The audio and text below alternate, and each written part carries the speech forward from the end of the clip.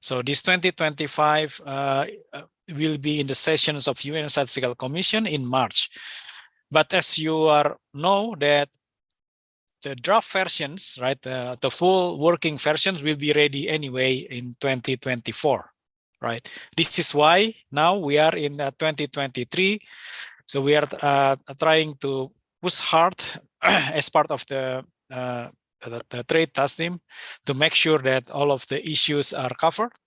And we also want to make sure that all of the issues are also communicated properly to the member states, because at the end, you are the one that's going to implement these standards. Okay, let's move one more page. Yeah. Okay, so this is basically 2 years ago, right? So in March 2021, the UN Statistical Commissions, so they endorse the process to revise IMTS 2010 and MSITS 2010. So as just to clarify that IMTS is for merchandise trade statistics and MSITS is for trade in services, right? There is also intentions to ensuring the consistency with the other update of the statistical standard, as I mentioned earlier, right? SMA and BOP. And for that, the UN Statistical Commissions under the UN Committee of Experts, they created this new task team for the revision of the trade-related standards, right? You will see that later on the objective is not only that, but this is our current main issues. Next, please.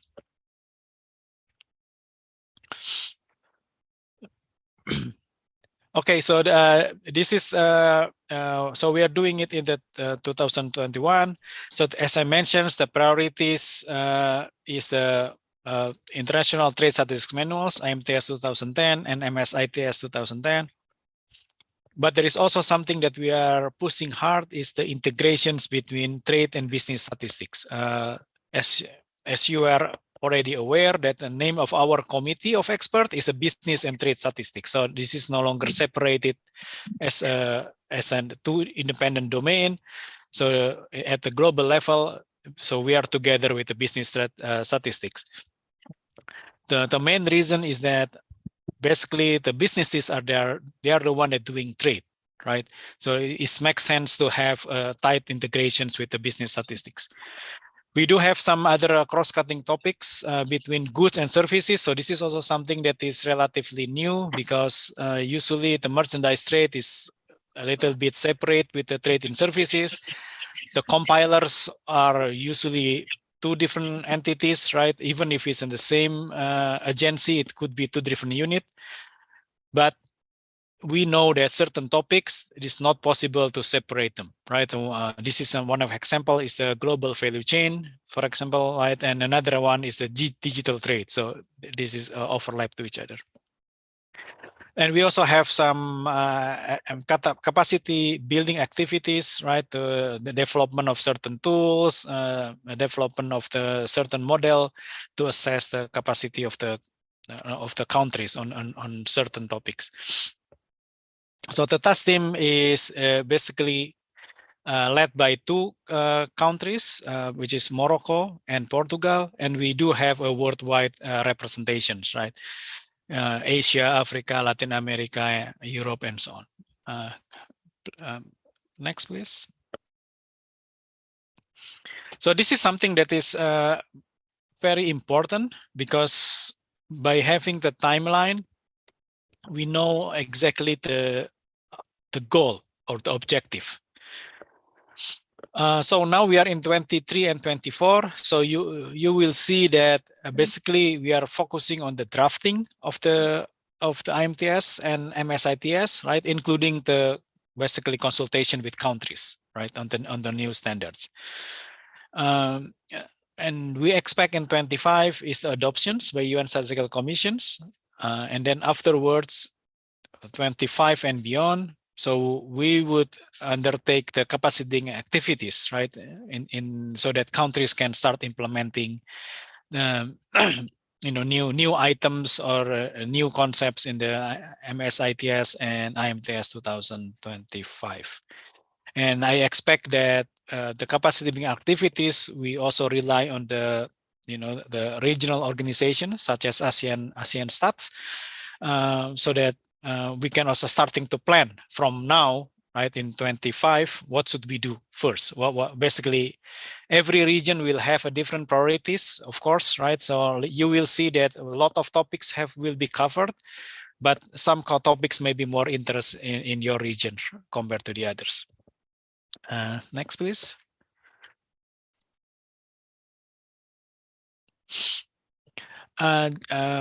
This is also making things more complicated somehow, because in general, IMTS usually we work, in a close society, close, we can say, a group, right? So we know the data sources, we know the compilers, and we know our users.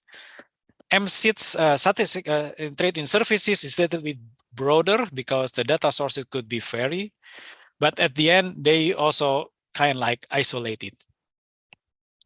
With this approach, vertical and horizontal integrations. So basically, we are trying to bring a cross-cutting issues into trade, right? So globalizations and digitalization. So I mentioned this earlier, this global value chain and digital trade. But beyond that, we also going to talk about the relations between trade and well-being, trade and sustainability, trade and productivity, trade and labor, trade and the social demographic, and so on. If you follow the discussions on the statistical commissions this year, many countries, they expect we as a practitioner of the economic statistics that we don't only stay in economic, right? Because economic has an impact to the others, right? We're talking about environment, right? We're talking about social. Even at the main, the most famous indicator, which is GDP, right? People are starting to talk what they call beyond GDP, right? So meaning that it's not only GDP, but there is something else that is has to be measures. So trade is the same thing also. So this may be a little bit outside of our comfort zone because we don't really talk about this so much. But with these revisions, we will include certain information and text about this, right? There will be something else that may very much interesting is that the development of what we call the manual principles of indicators, right? In this case, the indicators of trade statistics and related. So in those indicators, we're also looking the relations between trade and, for example, the gender, like gender in trade, for example. And all of these things are very much demanded by, at the end, the policy makers. The vertical integration. So this is something that is not new, has been there for some years. Basically, IMTS will go hand in hand with the customs data, right? And maybe some of additional data sources. And then later on, we are together within this macroeconomic statistics, right? Including balance of payment and system of national accounts. You will see also that IMTS will still focus on the cross-border principles, right, rather than change of ownerships. So there's nothing changed in there. And but at the same time, SNA also recognize the importance of the cross-border principles. Okay, next.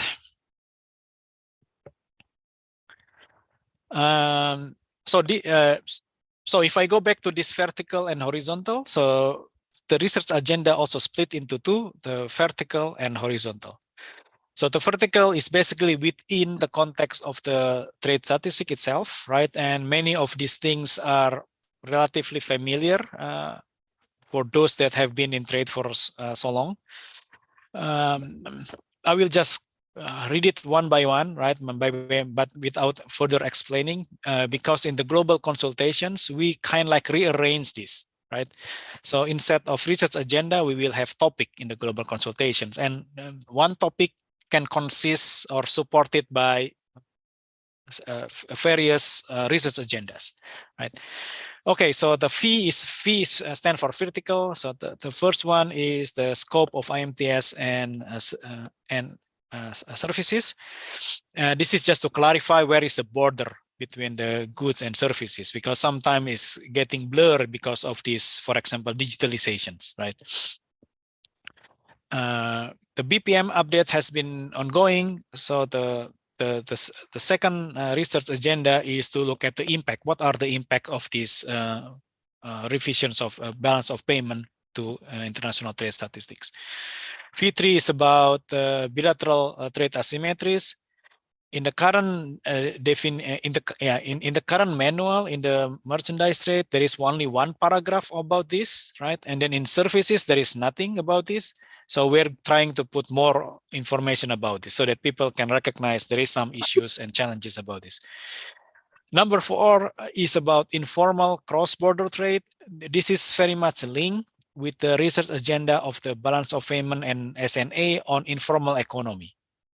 Especially I think in the Southeast Asia, right? The informal economy is relatively big, right? So, and maybe the informal cross-border trade also relatively big, right? Especially for those that have a land border.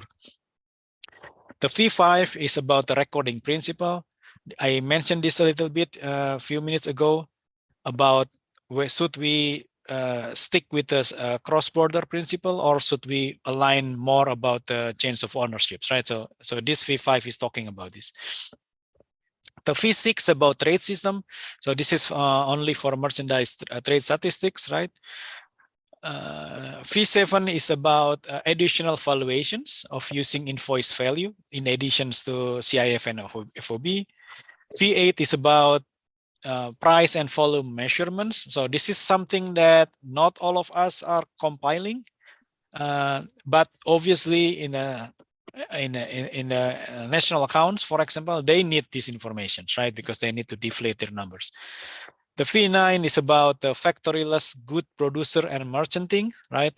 Especially from the goods point of view, how we can capture these informations. V10 is about measurements of the modes of supply. So this is obviously services. V11 is about the classification of EBOPs, right? It's extended balance of payment classification for services. V12 is about trade flow, statistical procedure codes, and so on. V13 is about valuations on the specific transactions and products, right? V14 is about alternative data sources. So we're looking at what kind of high frequency data sources that we can use. V15 is about merchandise trade on SDMX, right? We're looking at how we can upgrade this to latest versions, or also in addition, taking into account these new data items such as the valuations. V16 is about the cultural products, right? Both goods and services, because this is very much also interest of the UNESCO, right? And also UNCTAD. V7 is about the revisions of SITC goods. And V18, I mentioned this earlier, this is about the indicators on the trade statistics. So the one that are in yellow, so they are the one that are currently in the first global consultations, right?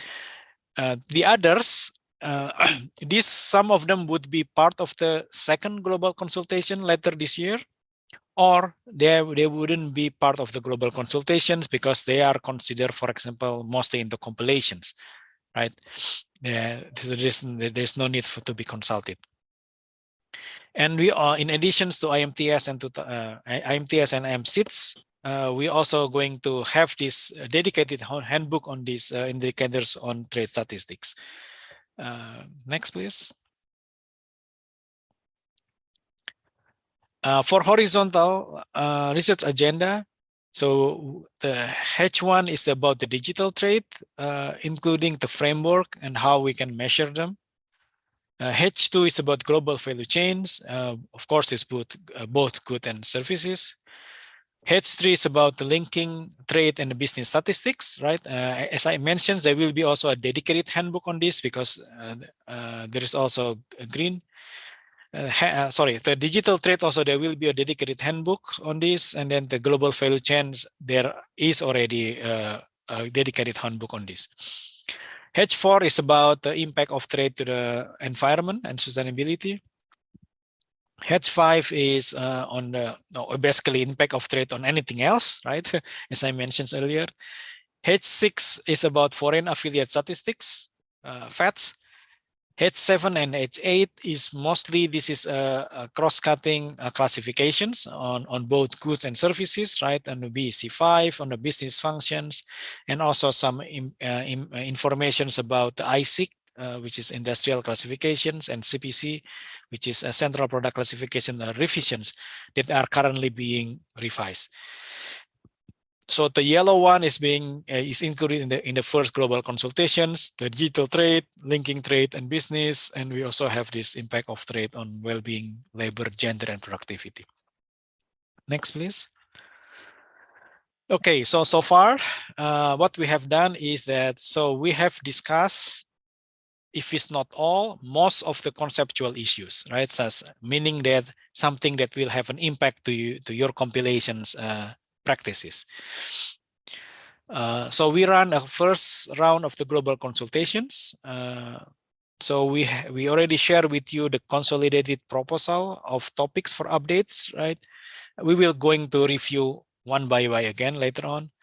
We also have IMTS and MSITS outlines, so you can also see what are the changes between this the old one and the new one. And we have this handbook on integrating business and trade statistics, right? We're going also to give you some outlines on this, and of course, since they are part of the global consultations, your feedback is very much welcome on this. So something else that I would want to mention, this integrating business and trade statistics. So we are focusing more into the methods of how we can integrate this, right? It also means that this handbook can be also used by can be also used in any domains, right? So if you want, for example, to integrate social and census, right? So you can also do it, because the microdata linking methods could be applied to any domain.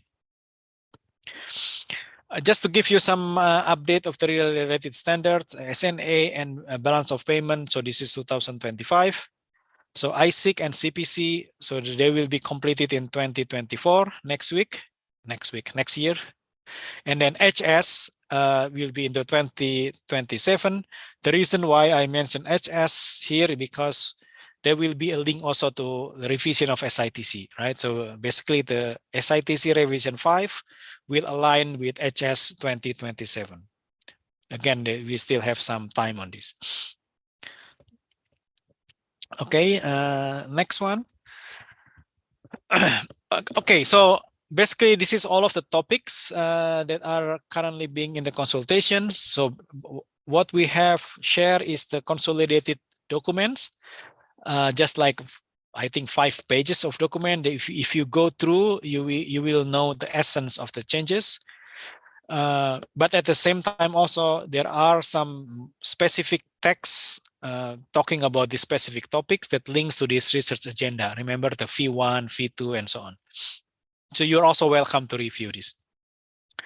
I will just go through this one. The topic 1 is the scope and the delineations of the goods and services. The second topic is the comprehensive review on the BPM 6 update.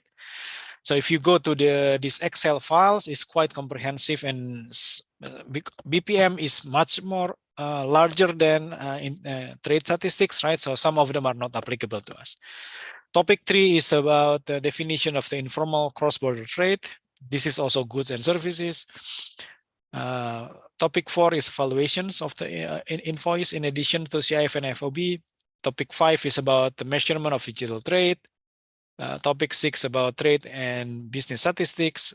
Topic 7 is about the change of ownerships, right, between IMTS and balance of payment. So this is always confusing to everyone, especially the end users, right? Because you have different numbers for trade statistics, basically. Topic 8 is about clarification on the cultural products. Topic 9 is this cross-cutting issues, right? The impact of trade on well-being, labor, and productivity. And then topic 10 and 11 is more into the outlines that you will see what we are thinking about the next IMTS and the next MSITS, and also this new handbook on the integrating business and trade statistics. So my colleague Faisal will go in detail topic by topic, right, until topic 11. Later on, at the end of the discussion of topic 11, we're also going to maybe share the questionnaires in the Word document, so we can tell you how you can fill up these questionnaires. Because this questionnaire could be easy, could be complex, depending on what do you want to do. And then later on, maybe we can have some brief discussions. Go ahead, Faisal. Thank you, Maki. Thank you. Can you hear me? Yes, we can hear you. Okay. Yeah, thank you very much for this opportunity to share with you the summary of the global consultations tonight or this morning. I will go by the topics, and these topics we have shared with you the consolidated summary of the topics. With that also we include relevant guidance notes, because when we started, it was guidance note approach. So we identify the issues and we try to address those issues in the guidance notes. As we proceeded, some, as Mark said, some issues are related or we need to combine, but mostly it's like a topic. Mostly it's related to guidance notes. So for example, topic 1, we have what the background document is the guidance note V1, where we develop not a definition as such, but try to clarify more the delineation of goods and services. So that because in trade we need to know exactly where to record goods as goods or services, while the definition at the moment was mostly prominent in from national accounts perspective. So in trade it was not very clear, so it was decided to try to clarify the delineation of services and goods, especially now that we know there's like knowledge capturing products. It becomes confusing when to classify, when to record them as goods or when to record them as services. So that's the main idea developed in this guidance note, trying to provide examples as well how to operationalize the definition of services. In this guidance notes also there are new concepts, new phenomena like additive manufacturing process, 3D. This needs to be clarified as well. If a country A maybe uses the design from country B, but they manufacture the goods using 3D printing in their country A, what does that mean? So this guidance note says this is domestic production as far as the goods concerned. Maybe what has been imported is the services, the design itself. If these goods from A are sent to country C, they will be treated as manufactured in country A. So these are some of the issues tried to clarify in this guidance note on in this topic. For this guidance note also recommends how to treat non-fungible tokens. There's in SNA BPM update, there's a guidance note on this one, and here we pick it up from there that if these NFTs are consumption or as their assets, then we follow closely the guidance note DZ10 to record them as services. then so this is how this is the ideas developed in guidance note V1. So in the guidance we show later on the questionnaire, but what we ask countries to comment on both how this topic is treated, whether it's feasible in your country as well, if you have any other comment about this topic, but also on the guidance note itself as a background document. So we also would need to get some feedback on the guidance note itself. Again, with this guidance note is as far as NFTs are concerned, it's consistent with the DZ10, such that we classify if they convey no ownership rights as services. In the case that they transition to variables, then this note recommends that for that, because then the treatment in SNA is that variables are goods. So we recommend that maybe we liaise with SNA to try to clarify regarding 2008 SNA para 10.13 that the variables should be not only restricted to goods, but in general to products. That will make it very consistent with what the treatment were being proposed here. Next, please. So on topic number 2, this is more related to the guidance note V2. As Mark said, this guidance note was to make sure that we take account of all the updates in BPM or SNA, especially BPM, which are relevant for trade. So this guidance note has served as an input for other guidance notes to identify the issues. But also now the output will be a table which is being proposed to be included in the manual to give a walkthrough what has changed in BPM 6 updates and how it impacts trade statistics and how it has been addressed in the manuals. So this is the whole essence of V2. As I said, there's an Excel table which goes through all the updates of BPM 6 and assesses whether they impact trade or not. So your feedback on this also will be very welcome. Next, please. For topic 3, this is a definition and delineation of informal cross-border trade, both goods and services. As Mark says, this is very important in many countries.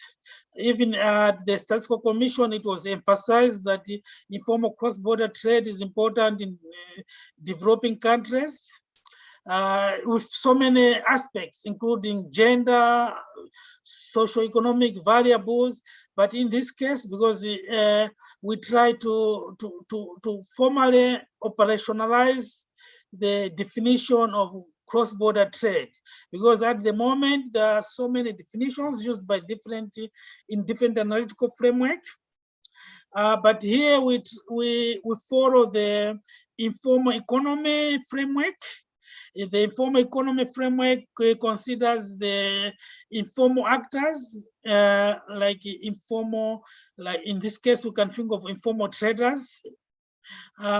Maybe it goes further to informal labor input, but in this trade, because we're concerned about transaction, so the way it is designed is that it's practical to focus mostly on informal actors.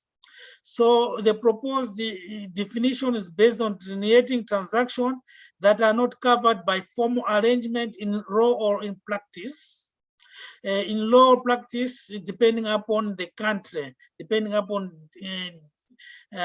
jurisdiction, or depending upon the economic territory.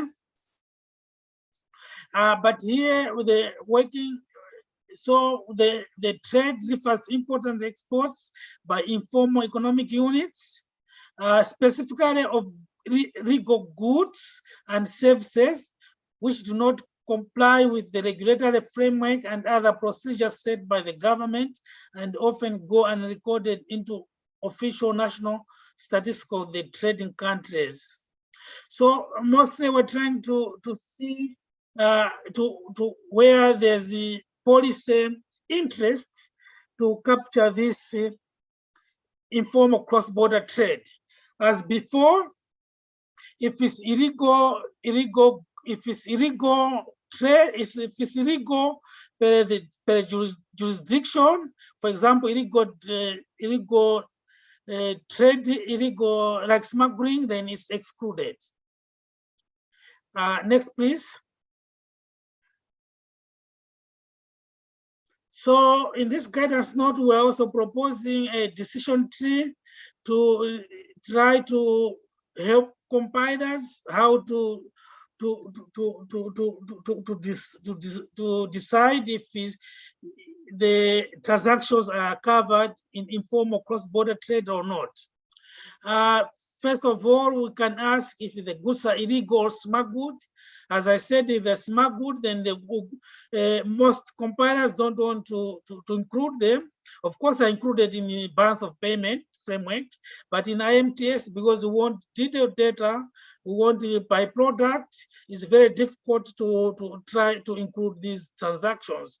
The most compilers say it's very dangerous to, for example, smugglers, because most of the times, this data are collected by survey, so you don't want even to have a survey trying to capture smugglers. So it's not part of the ICBT in this framework, in IMTS or in trading services. Then if the trading unit is it formally registered or not? If they're formally registered, it means they should be part of the regular trading goods or services. But if they're informal trader and is intended for the market, then they should be part of ICBT. In some cases, we see that it's not clear. It's difficult to know whether it's an informal trader or not when you're encountering these transactions. So it needs further investigation. One of the indicators is if it's like a de minimis, it can be not always indicative of, it's not indicative always of informal cross-border trade, because we know for services, if it's de minimis, if it's brought by travelers, that's part of services, regular collection. So that's also something to pay attention to. So it needs to be examined carefully there. Another indicator is how are the goods transported? If it's like a shuttle trade, it means if there's like informal transport use, for example, talk of maybe on animal drawn carts or donkeys or some sort of like unregistered boat, then that's also can be indicative of informal cross-border trade. So in this box, you are right, we try to explain some gray areas. For example, smuggling, how, for example, stolen vehicles, trade stolen vehicles, these are not part of the informal cross-border, for example.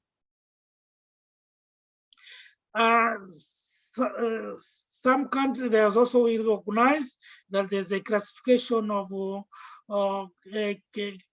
crimes developed in the classification of crime by statistical purposes, defines smuggling of goods as acts consisting of custom fraud and movement of goods across a frontier in any clandestine manner. So this way, if the country also aligns with this definition, then it's easier to know that this smuggling is not part of the formal, it's not part of the ICBT. And also, if we say sometimes also there were questions about like under-declared transactions or misinvoicing. Those things can be done by a formal enterprise. All those are not part of the informal cross-border trade in this working definition.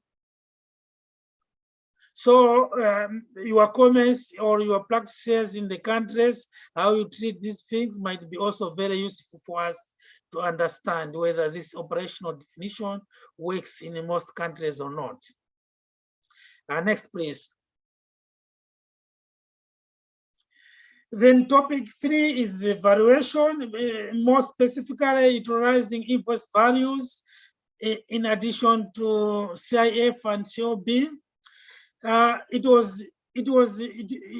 know, as we mentioned in the update of BPM and the national accounts, they're conceptualizing that the valuation methods using invoice value is more conceptually acceptable or consistent with the general conceptual principle of recording output at the basic prices in national accounts. That's in guidance note G1. So in this guidance, so the request also has to look into the feasibility of collecting invoice values in IMTS.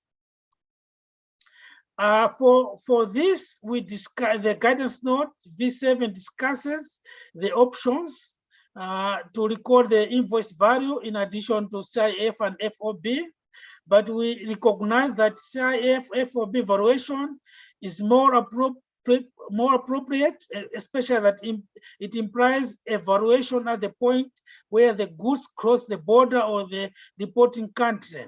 That is more consistent with the cross-border principle used in IMTS. But we still explore the possibility of supporting BPM and the national accounts to correct these invoice values in the transactions of foreign trade. So in short, the task team is accepting that the valuation method, the main valuation method in IMTS dissemination will be CIF FOB, but we're proposing to encourage countries to correct invoice values to facilitate the transition for BPM and SNA.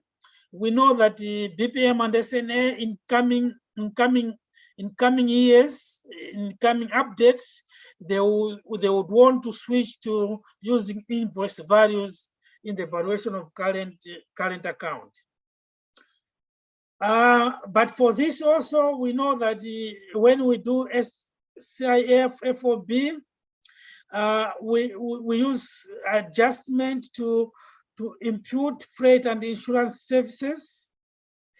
So we encourage countries to split this regarding importer and exporter for freight and insurance services in this guidance note.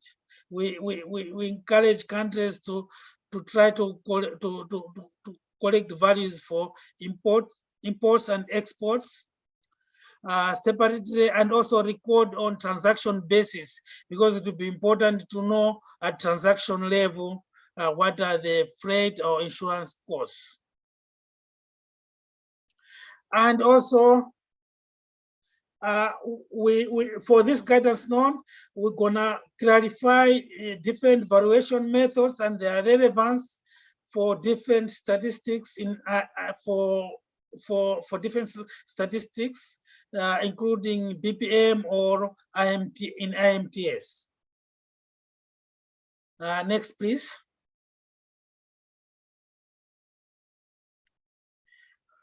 Maybe I might add also, because for invoice values, it's important to clarify the differences, because sometimes invoice values can include transport costs, sometimes they cannot, sometimes they include the freight costs, sometimes not, so the different valuation. So all those things will be explained in the guidance note V7. For topic 5, measurement of the digital trade. As you know, the handbook on measuring digital trade by IMF, OECD, and UNCTAD and WTO is coming. It should be completed this year. It sets up the statistical definition of digital trade and establishes a conceptual framework for measurement. So in IMTS and for services, we adopt this handbook. This handbook has already the chapters have already gone through global consultation, and now they're just in the process of consolidating the manuscript. So the task team recommends that this framework be included in the updated manuals with a short common chapter summarizing the most important concepts and presenting the reporting template for digital trade. To your right here, there's the conceptual framework basically of digital trade. What is important is the nature, how the transactions are ordered or how they are delivered. That basically define the digital trade. And what is being traded, that defines whether services or goods. It also goes in detail what are the important actors in digital or trade, including digital intermediation platforms or iterators. It can be government, it can be households, it can be anyone. The other one is there's a production boundary. They say non-monetary digital flows are excluded now in this convention, in this trade, as in IMTS. So this framework fits very well with the IMTS or MSITS. Next, please. So for that digital trade, there's no specific guidance notes, but we just provide a specific summary and we refer you to the handbook on the measurement of digital trade. On topic 6 is linking of trade and business statistics. This topic is very important because, as you know, in the previous manual, it was the linking trade and the business was like supplementary topic. It was not conspicuous as such, but in this update, we hope to make it very, very prominent because this has become more and more useful in the production of statistics, especially as we link across domains. We know already that in guidance note C2 for the update of BPM, they're already encouraging countries to disaggregate the trade by enterprise characteristics. So all that is usually produced by linking trade and business statistics. So in this guidance note is H3, that's the background document. It includes concepts, what to consider as data sources and other technical consideration for producing statistics by linking trade and business statistics. It highlights the relevance of microdata linking for producing these new statistics. Basically by effectively using already existing data sets without increasing the response burden on the respondents, on companies, for example.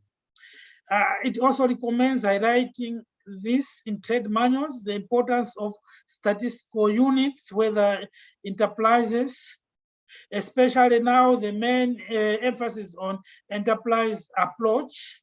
But in many countries, they have got, sometimes they have got different setups using establishments, but it's important to highlight the importance of statistical units for the purposes of linking data.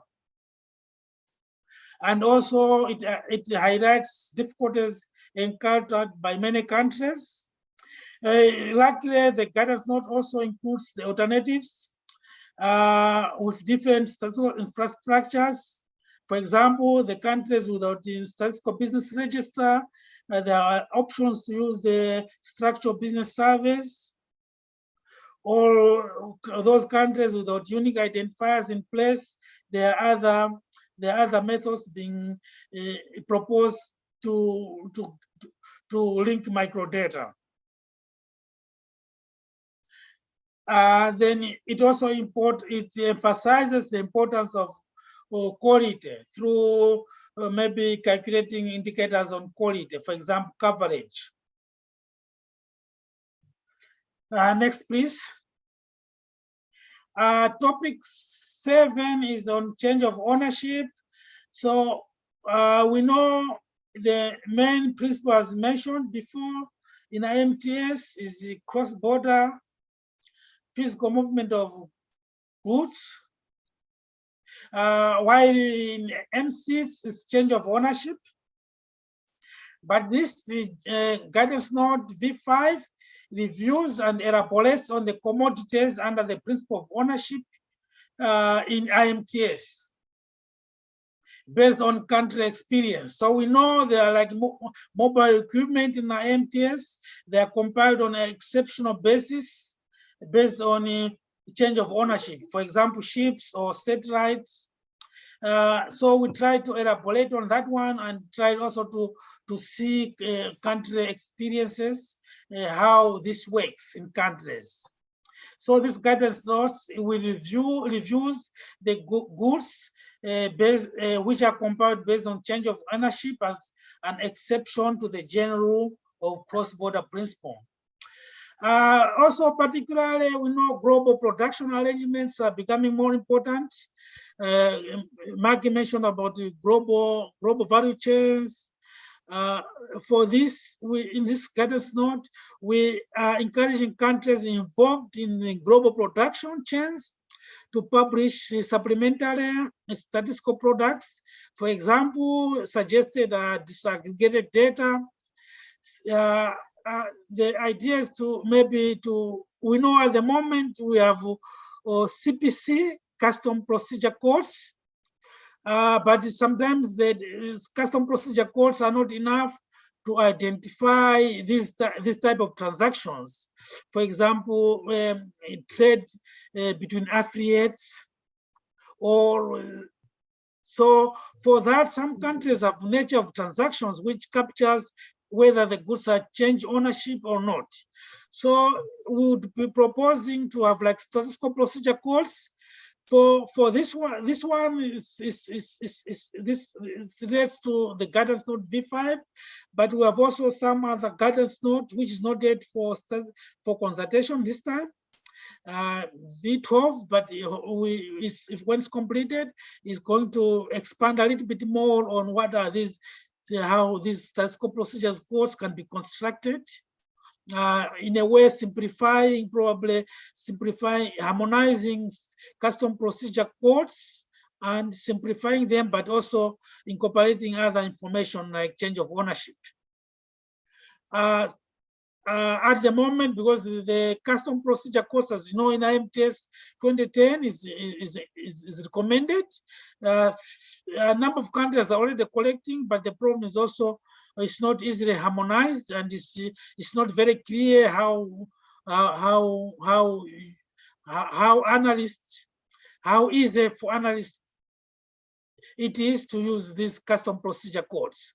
So for this reason, we are looking at simplifying or harmonizing these custom procedure codes, and even adding more information to develop statistical procedure codes, which can elaborate more about these transactions, so that we can help users to understand and quantify also the conceptual differences between IMTS and the BOP. For example, how this can be walked through, which goods are included in IMTS and which are not, but included in balance of payment, for example.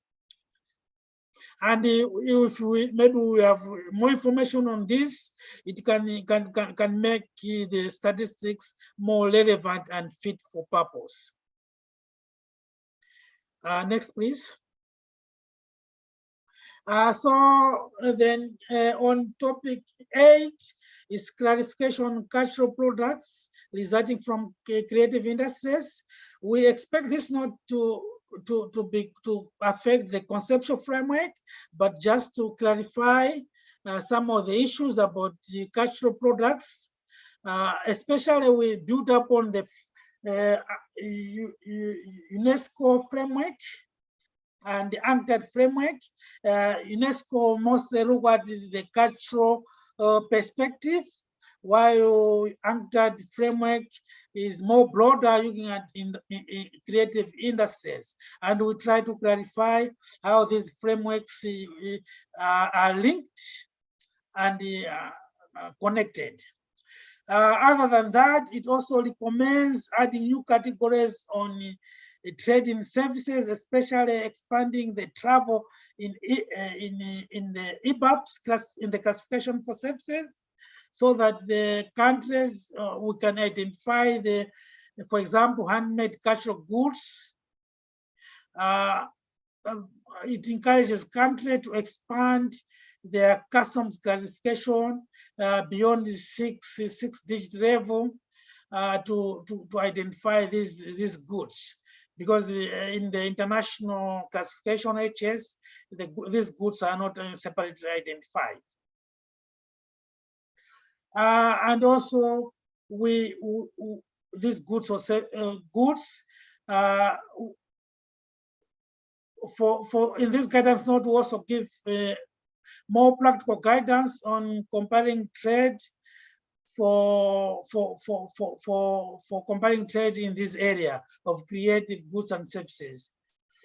This guidance note also proposes alternative aggregation or further detail in the services. So maybe it also fits into the revision of EBAPS, for which more details will be shared later this year.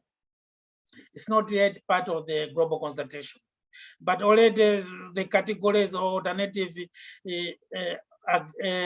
categories for EBAPS, as far as cultural creative industries are concerned, are already being proposed in this guidance note.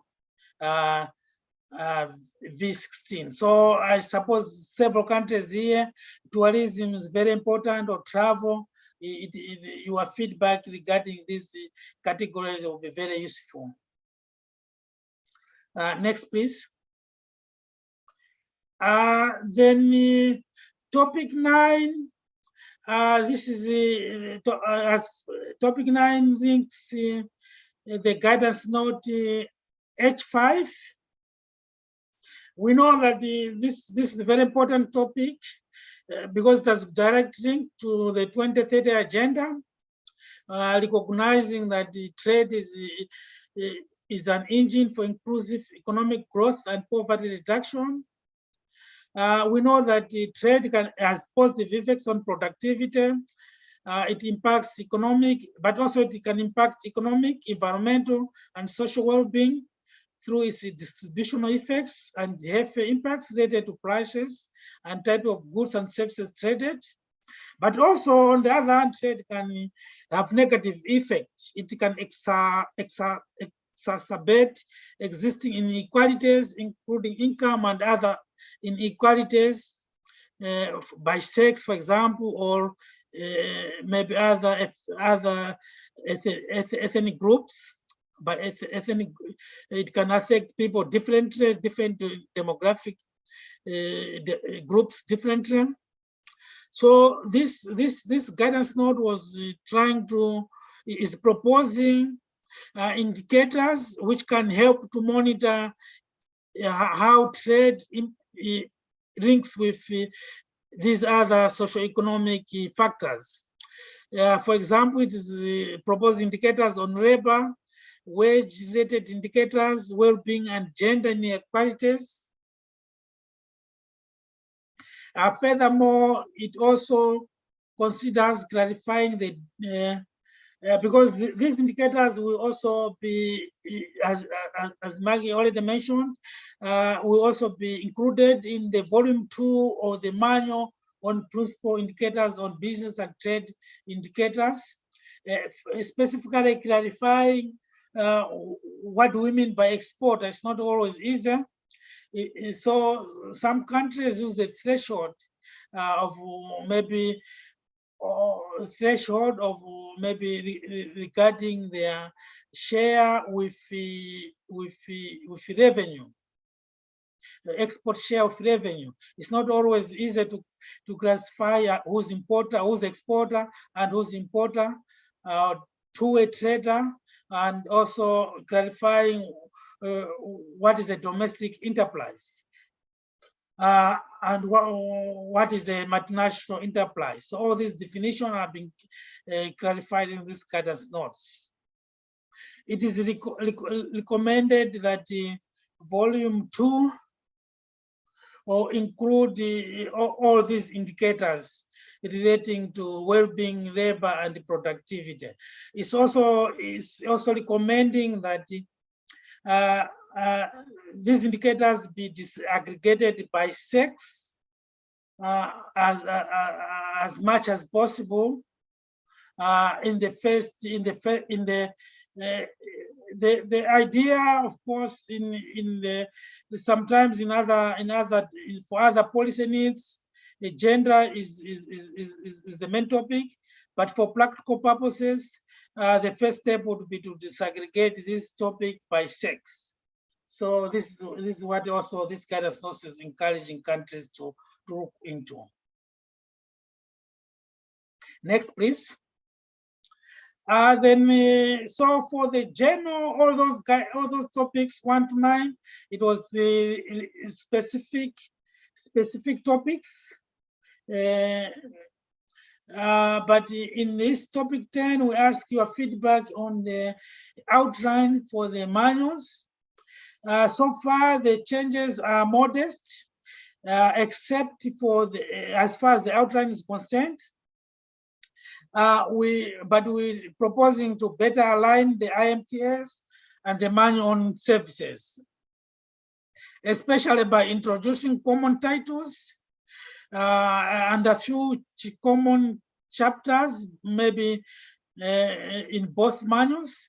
Before, because these manuals were in 2 separate processes, but now it's one task team, one process. So this is an opportunity to align it, even though we know that in countries, compilers of IMTS and MSITS are different, but in some cases it's better to talk the same language. So we have got because at the end for users is all trade. So we try to talk the same language, or have, where possible, have common chapter explaining the overview. But also we're gonna, in this, we have a few news, apart from new chapters, a few new chapters, mostly upgrading, as Mark said, maybe like bilateral asymmetry was just 1 paragraph. We are proposing to have like maybe a chapter on it, but we have also to update a few sections here and there, other than apart from upgrading these sections to chapter level to enhance their prominence or relation with other sections or chapters. So, but the changes are modest, maybe except for highlighting some sections, upgrading them to chapter level. Next, please. So this is the proposed outline. We shared in the wiki. There's a detailed outline with the sub sections, but here I just highlight the chapters. So to your left is the current outline, while to your right is the proposed outline. For example, we maybe the numbering also changes just to align with the manual on services. Maybe, for example, in the what scope and time of recording. Now we just change maybe the wording, the numbering. It will be scope, recording principle, and time of recording, mostly from guidance note V1 and V5. Then we had the trade system. There are proposals, for example, to have trade system because at first we wanted there were proposals to overhaul this trade system, but there were no much changes. We recognize that the general trade system is recommended, but some countries, if there are special circumstances, special trade system was also being used. So there's no much change there. But maybe this is more to do with quality or coverage. So there's a proposal to move this to maybe to quality, for example. This is just a proposal.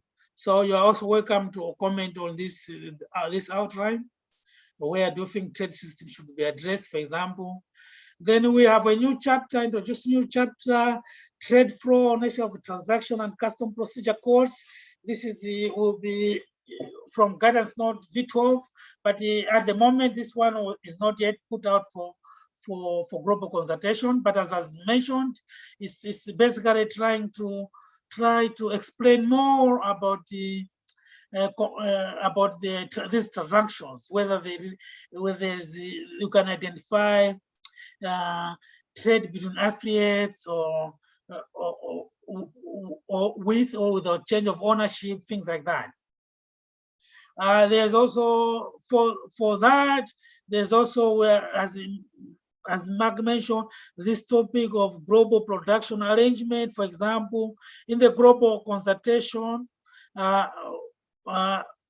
So this outline is a bit more. It's working outline, but basically I would want to get your ideas. How do you think these things align, or which topic is more important for you? We want to have more prominent. That feedback will be very useful. In the new outline also, we are thinking of having a dedicated chapter for informal cross-border trade. As I mentioned, this is a very important topic for in some developing countries especially. Then we have just numbering, we have classifications related to IMTS, or just waiting there. We have evaluation as before, quantity measurement. Then we have another maybe chapter, price and volume. This becomes very important topic. Before it was like just a supplementary topic on indices, but now this might deserve, we think, a separate chapter. Then we have partner country. This is a very important topic, as you know. Then because then we have mode of transport. Then we have another topic, bilateral trade asymmetry. Before it was just mentioned, right? Recognizing it, but and encouraging countries to do these studies. But now I think we have maybe a dedicated chapter for this topic. To try to solve this issue. The data compilation strategies, no change. Quality assurance framework. As I said, maybe here we're gonna include in this topic, maybe trade system, for example. So there are some changes underneath the chapter, but still more, this chapter was existing in the previous manuscript. Then we have dissemination. Then the topic, chapter 13 would be like analytical and frontier application. This is just working title. Before we had like supplementary topic. I think this was giving the, sometimes it gives an impression like these topics are not important, but they are very important issues there, like linking trade, global production. All those topics could be under that and under this chapter, for example. Then we have annexes. These annexes are also, they're very important because they give you the definitions or the connections with SNA or BPM, data sources, CPC. So those annexes will be enhanced or updated, but still more we maintain them as before. Then next, please. So for MSITS, also I will share here. I highlight the chapters. There's no much change except maybe to align with the IMTS. For example, we have a new chapter introducing maybe the new wording, abbreviations and acronyms. We have chapter 4, classifications related to statistics of international trade in services. Then we have then we also have to introduce probably global production arrangements, how it relates to services. If that will be on its own chapter. Then we have bilateral trade asymmetries as a chapter on its own, for example. Then we have another chapter just to align also analytical and frontier applications. So basically, this is the outline for the manuals. Next, please. Then the last topic for consultation regards the handbook on integrating business and trade statistics. So as this was, as Mark mentioned, this was also welcome. This initiative was welcomed by the Statistical Commission this year to develop the dedicated handbook on integrating business and trade statistics, because this is a very important topic. And this mandate was given to the trade task team to lead this work. Of course, we are also collaborating with other task teams within the committee of experts on business and trade statistics. So the goal of the handbook is to provide a conceptual and methodological framework related to the integration of business and trade statistics, including national best practices, as well as providing guidance for building and strengthening capacities on microdata linking to allow compiling these statistics in an internationally comparable manner. So the editing and drafting on this has just begun this year, and it's expected to be concluded by the end of next year. As I said, the idea is to include as many country experiences as possible. So we are proposing to develop a digital platform to allow continuing updating of these experiences. The main building block for this one is this work will be based on the guidance note H3, as well as the responses in this global consultation.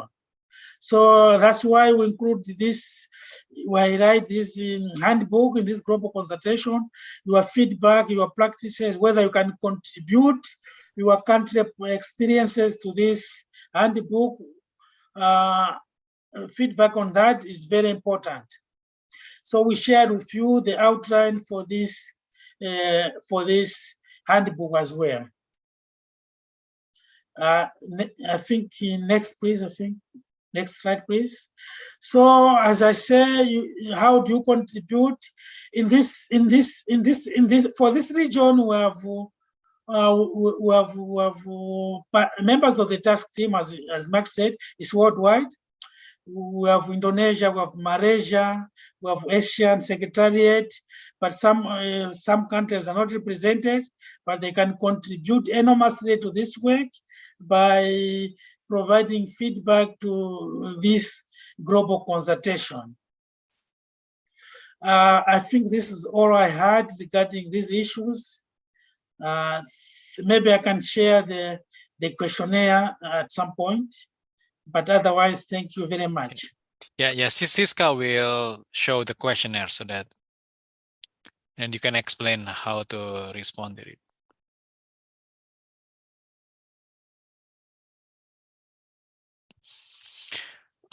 Yeah, so while we are waiting, so I have replied some of your questions on the chat, right? So if you still have some additional question, let us know.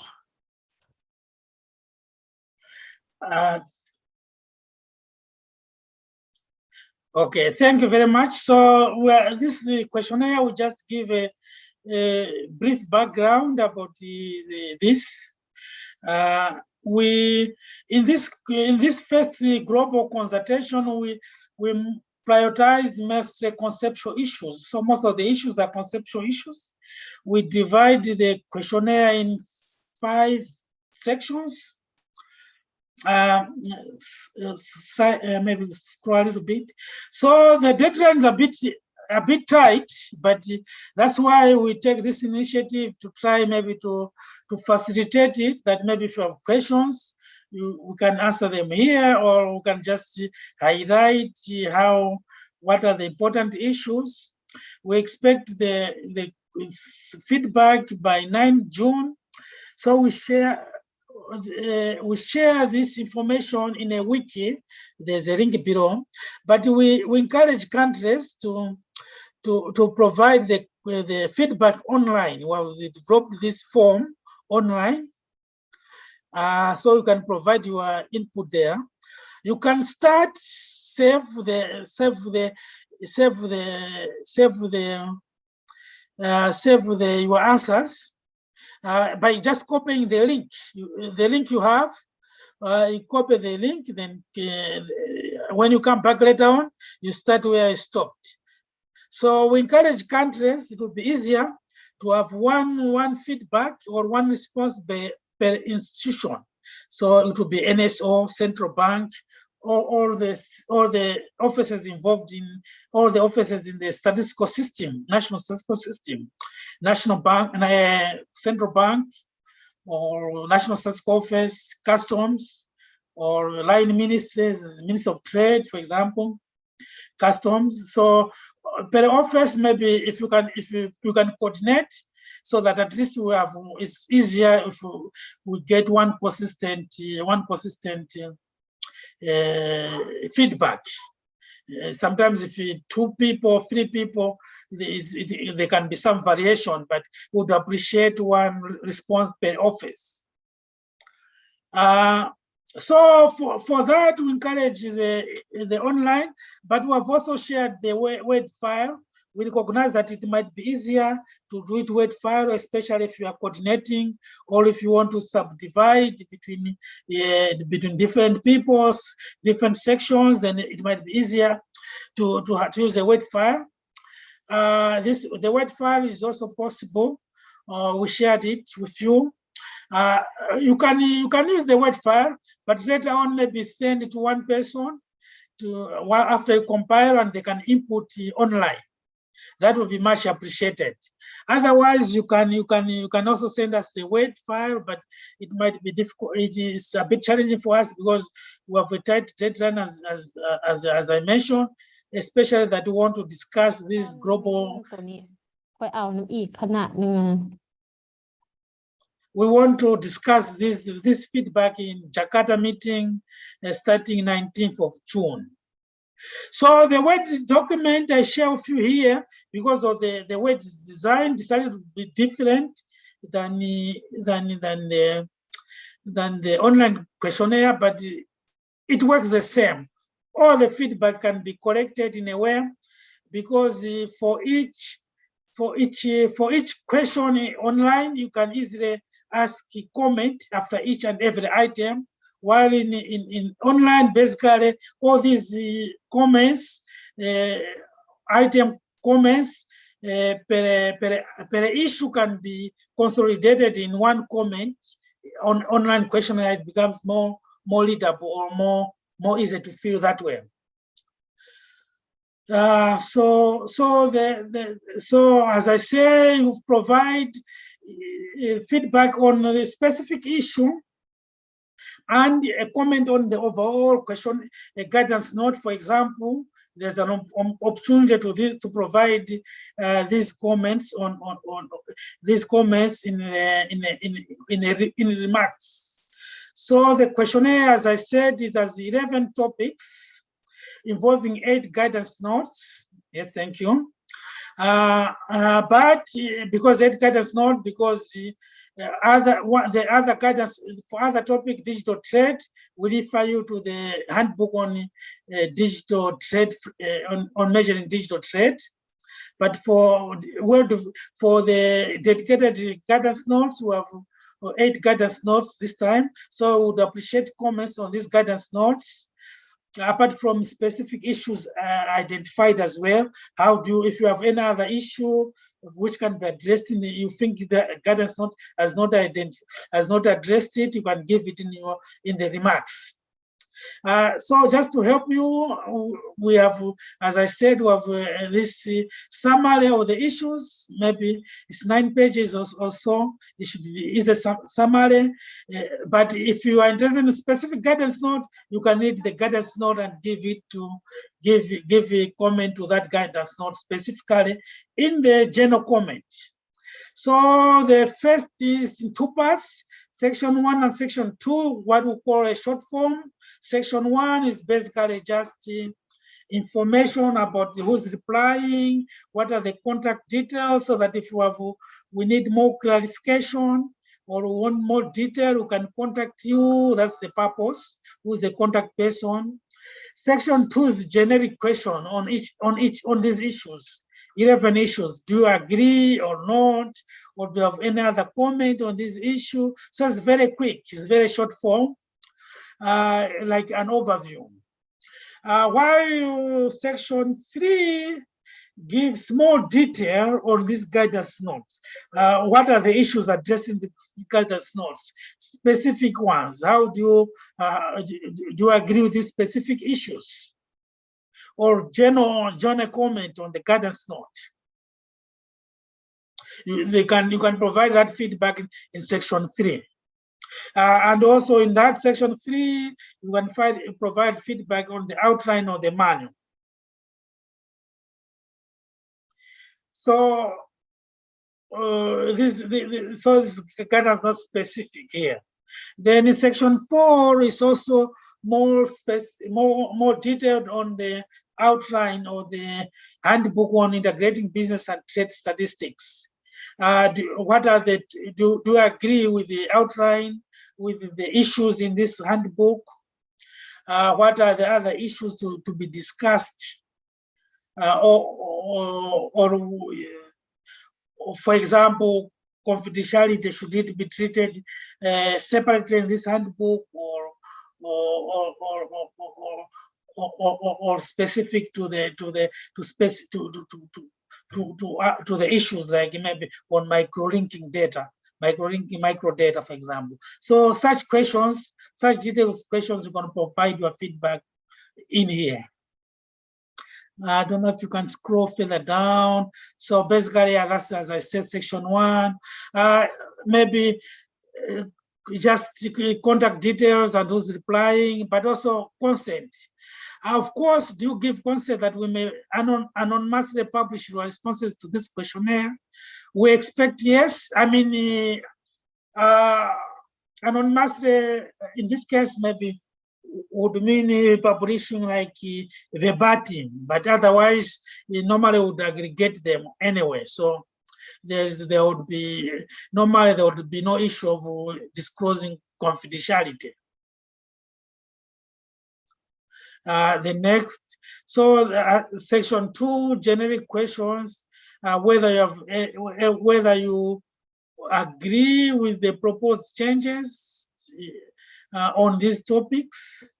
For example, to clarify the definition, the delineation of services and the goods, whether to address the 3D printing in general. Do you agree with the scope of IMTS and MSITS? Yes or no?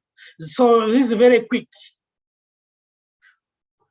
That's section 2. Then you can also provide then here for each comment, if you especially would appreciate your opinion, more comment on why you say yes or no opinion. For example, addressing invoice values. If you say you don't agree, why do you agree? Is it not available in your country? These invoice values or not, or it's not accessible. That you can a quick summary response to your opinion will be very helpful in this case. So for each topic, we need a remark. So online, the format is a bit different because each topic immediately you can give a remark to that topic. So that's just the structure, but the idea is the same. The same information will be captured, can be transferred to the online. Then section 3 is details. Is very detailed. For example, to agree with maintaining the existing guidance for recording products as goods or services in international trade statistics. For example, the main recommendation is that it's a physical product crossing border, then it's recorded as goods. For example, a CD, if it's recorded, with very few exceptions. For example, if it's customized software, it might be recorded as services, but otherwise it's recorded as, if it's on physical media, it's a good. A book is a good, but it's e-book is transmitted electronically, then it's a service. So that's the maintaining the existing guidance. Then you provide your comment here, why you think it should be changed or you support the existing guidance. Then do you agree also with updating the classification? For example, marketing assets is being proposed to this one to be included as services, if the classification of like trademarks. Following the guidance note in BPM. So this is very detailed questions for each guidance note. So I've structured it. For example, this guidance note 1 on V1, then further down we have V2. You can scroll further down. There are a number of questions. Some guidance notes have like 7-10 questions. Others have just 3 questions. So it varies according to the complexity of the guidance notes or the issues. I think maybe. So that's the structure. That's section 3.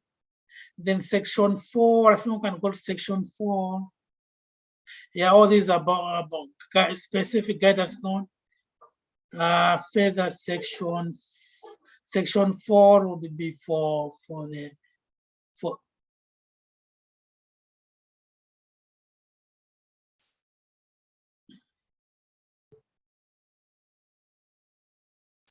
we have a bit more detail because some guidance notes have also annexes that might help you to to understand the issues or background document, like V4 has got background, including country. V4 is on informal cross-border trade, including country experiences. But the guidance note itself is supposed to be self-contained.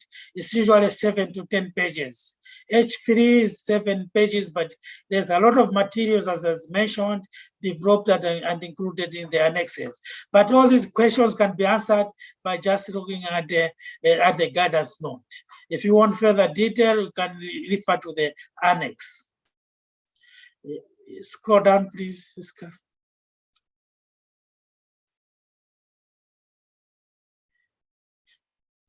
Yeah, so for in the guidance note H3, for example, there are a lot of options. For example, here it's possible to have not only one response, but the several options are possible. So it's multiple choice. So you can tick what issue you agree with or you don't agree with. Then provide, most important would be to provide that comment, especially in the remarks. Describe why you don't agree with a specific option in your country or in your office. Further down, please. Yeah, further down.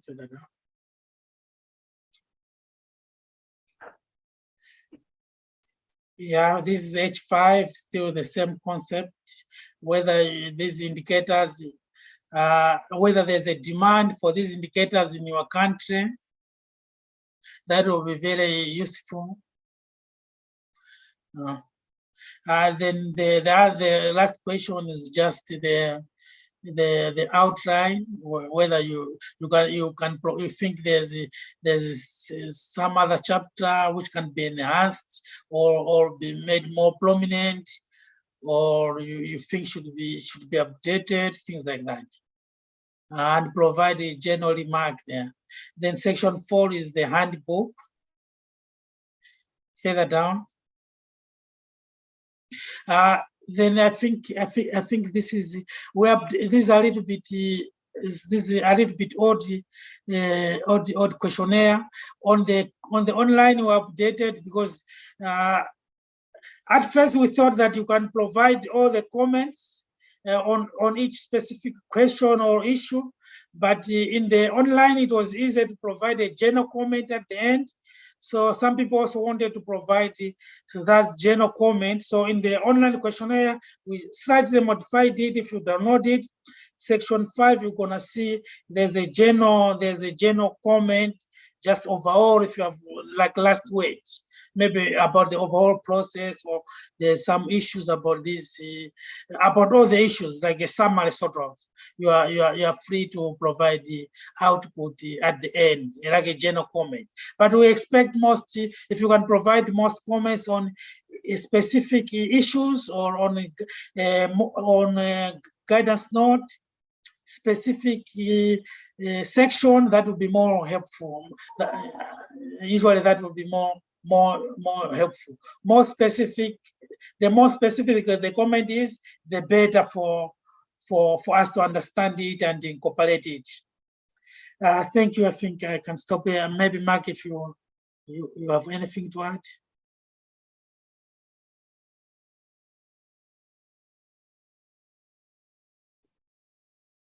You still mute, Pak Marky. Yeah, so you know that it's quite comprehensive, but we expect section 1 and sections 2 to be responded, right? Especially for the for this first global consultations. But if specific guidance notes interest you, for example, informal cross-border trade, you can also focus to answer on that specific questions. Yeah. Okay, so maybe back to you, Indah. Okay, thank you, Pak Marky and Faisal, for the comprehensive presentation. And as mentioned earlier, Pak Marky already answered some of the question in the chat.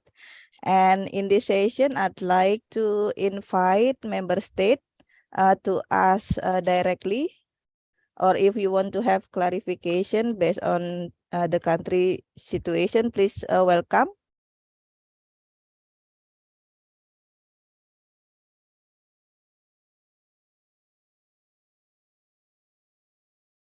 Do we have participants raise hand?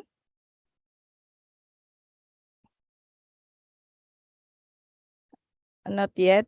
Not yet. Okay. Yeah, it's too much information. But Yeah. but anyway, so we will you will still have around 10 days, right, to answer some questions. If you need some help, you can reach out to us, or maybe through ASEANstats, right? And then we can try to explain as much as we can. Yes, thank you, Pak Marky. Mr. Hang from Vietnam, perhaps. Do you want to have some question? I think Please. it's too new for us to comment. First, we have to read through your text first, and then we maybe have the further comment later on. Thank you. Okay, thank you, Mr. Hang.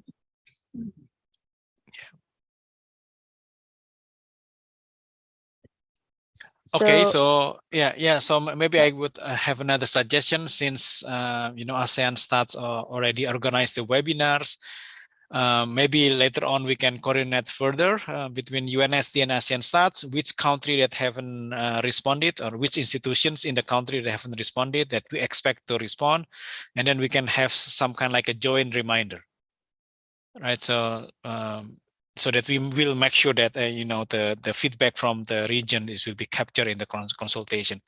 So just to give you some motivations, right? So we don't revise our manual every other year.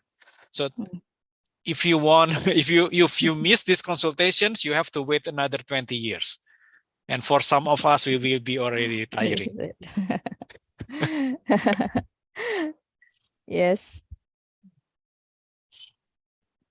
So please take your time and consult with us. Even though if there is no opinion, if you select no opinion, it's already a feedback for us. Yeah. Yeah. Okay. Okay. Thank you, Indah. Yeah, thank you, Pak Marky. I think we also already reached the time, and it's late in New York. Thank you very much, Pak Marky and Faisal. Before the closing, I just want to have a gently reminder for 5 countries, the member of working group IMTS, which are Vietnam, Indonesia, Laos, Malaysia, and Philippines.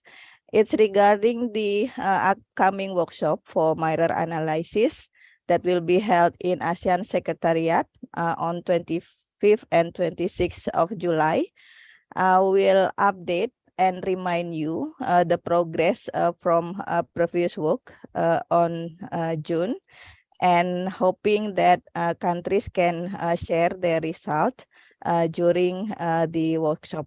So thank you very much for Pak Marky and Pak Faisal for the sharing, and also for the member state that join this consultation.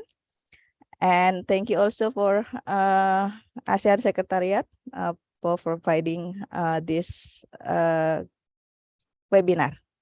Thank you very much, and I'll see you, in another time. Bye-bye. Thank you. Yeah. Bye-bye. Ya, terima kasih. Bye-bye. Yeah. Bye-bye. Thank you very much. See you. Thank you very much.